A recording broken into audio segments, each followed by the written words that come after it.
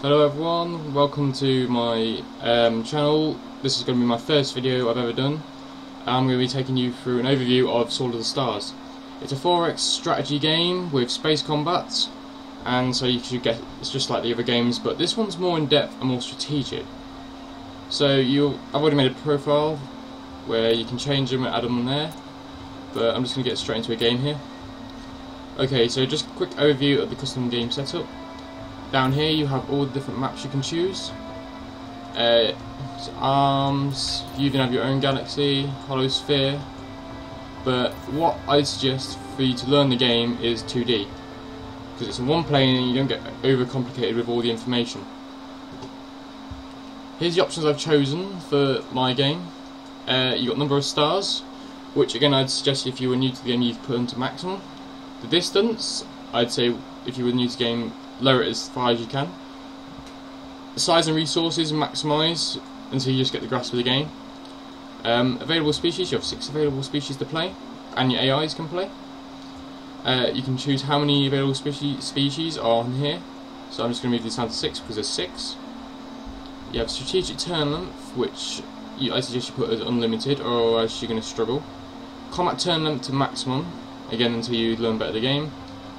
I've allowed alliances so you can team up with other races later on. Random encounters, and that's important. That's an important one. I suggest if you started the game fresh that you do not click on this button, or you move the slider. When you're more advanced you could probably increase this, but for now I'd say no, or else you'll be dealing with a lot more threats to your empire other than just the AIs. Initial colonies, initial treasury, initial technology, I've kept them all down here, which will be the same for everyone. But if you're new to the game, increase your initial treasury or increase your initial colonies. Just leave the economy and research efficiency for now, so just create game.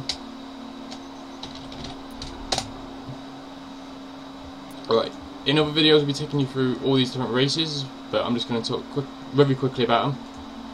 Humans are very balanced, but however they got some disadvantages which I wouldn't suggest.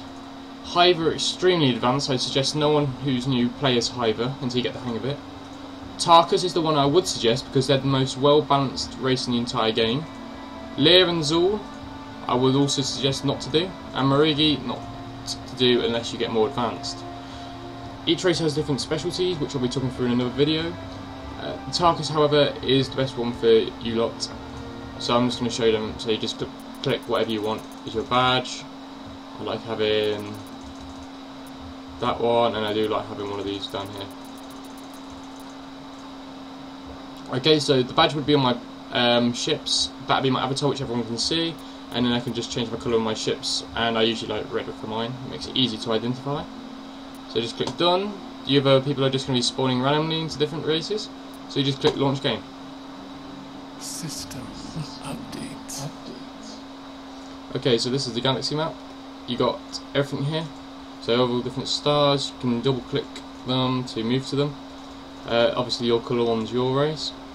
You can see that I haven't found any other races yet, that's because I haven't done any exploring. I'm just going to quick run through still. Research, obviously research new weapons, new technologies. I'll be doing different videos about them. Design, of course, choose different designs for your ships. Now as I said, Tarka are very well balanced. They don't have any real advantage in everything, but they don't have any real disadvantage. And also again you have all these like defense platforms, which I'll come to a different later, and all these other ships. Okay, so I think that's done for the quick overview for this video. My next video will be on the different races and their advantages and disadvantages. Thank you for watching.